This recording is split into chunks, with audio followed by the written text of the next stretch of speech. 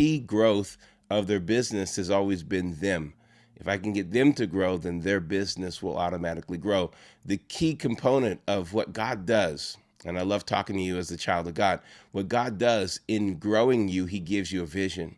When your vision grows, you automatically have to grow into that vision. Earl Nightingale, this is one of his quotes. A major key to success is to do certain things in a certain way every day that will lead you to the goal that you are striving to achieve.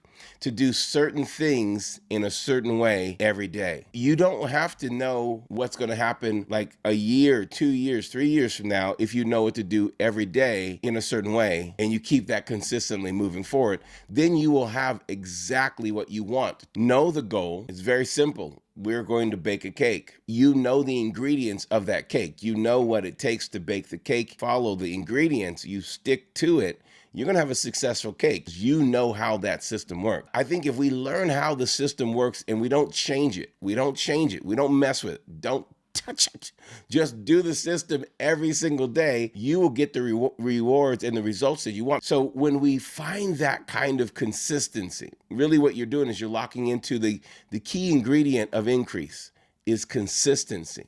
Being certain about something. This is the certain way to do it, and then sticking to that certainty all the way through, right? When we do it this certain way every single time, it will do exactly what we say it's going to do because it's certain. And if you keep it along the line, if you become 1% better every day, by the end of 1 year, you will have increased by 37.78%. Now, that's not just a little bit of increase, that's a substantial increase. And in the same matter, the study showed that if you actually do worse every day, 1% worse every day, if you do 1% worse every day, by the end of a year, you're going to decrease, but the decrease is not as much as is the increase if you do 1% better. So 1% better versus 1% worse.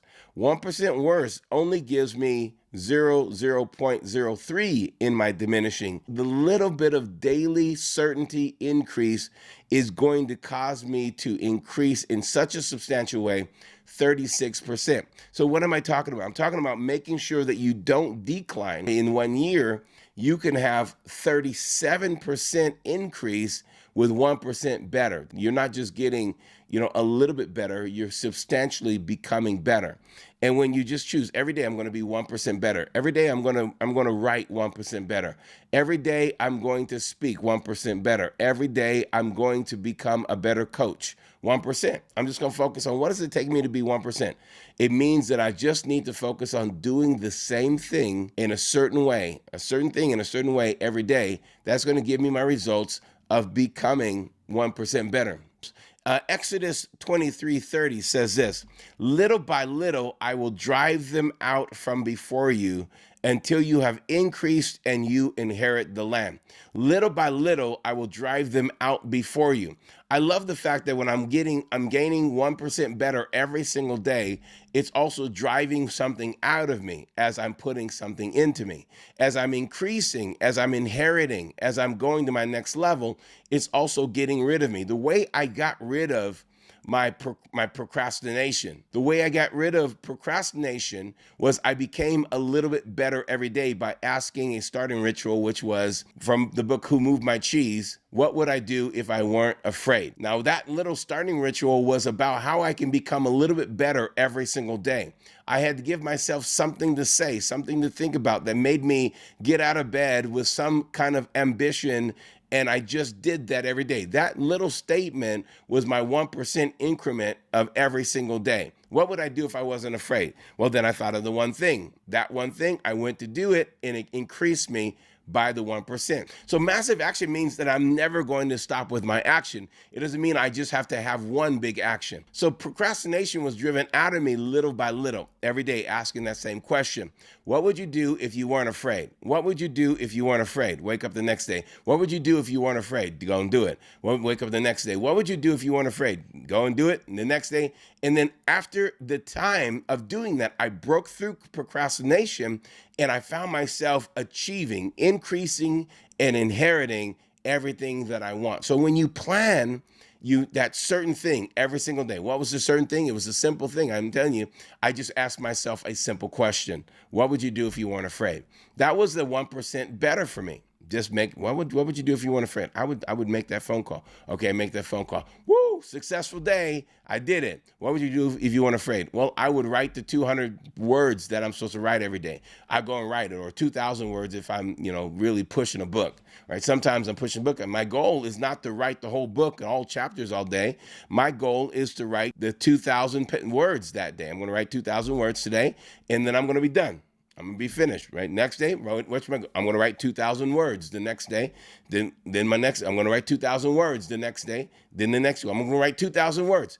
And so I just keep writing up the 2,000 words, and then the next, I have 100,000 words, right? It's easy because you're constantly doing the same thing over and over and over and over. Make sure that you give yourself permission just to go forward by some kind of starting ritual, right? So that's my starting ritual. What would you do if you weren't afraid? What do you need to do right now to get this done? I want to make sure that I'm honest with myself and say, you know what, this is a little bit of procrastination. You put this off too long. Let's get going. Deal with the thing that would bring you down, right? The gravity that would pull you down is overcome by the attitude that you move forward in.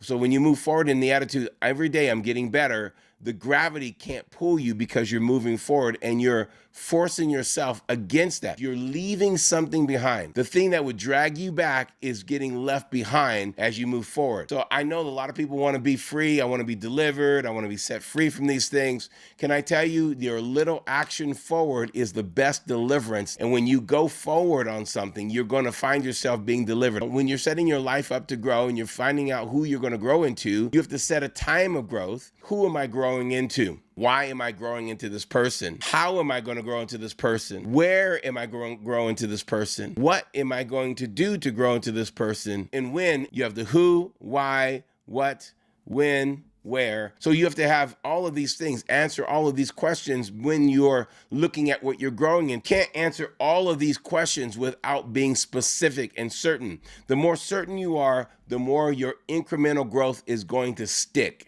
You want it to stick. If you're uncertain, if you're random about it, it's not going to stick. It's not the random action, it's the certain action in a certain way that causes you to grow. I want you to be certain about who you're becoming. I want you to be certain about the steps that you have to do, the 1% better every single day in order to become that, so that you can grow into that every single day. It's a decision. It's not something that you are randomly going to step into. You're going to actually decide this. You decide who I'm going to be, what I'm going to do, where I'm going to do it, and be as specific and as certain as you possibly can. A couple of other growth ideas as you're moving into who you're supposed to be, who you know you're called to be, the design that you were created for. And when you have decided that this is the person you're going to become, the thing that most people don't like about growing is that there is separation. There's separation anxiety. I have to separate from this food. I have to separate from this kind of, lifestyle. I have to separate from my lazy boy. I have to separate from whatever it is. It separated me when I asked that question, what would I do if I weren't afraid? It separated me from whatever I was doing into an action. So growth, when you decide to grow, it separates you.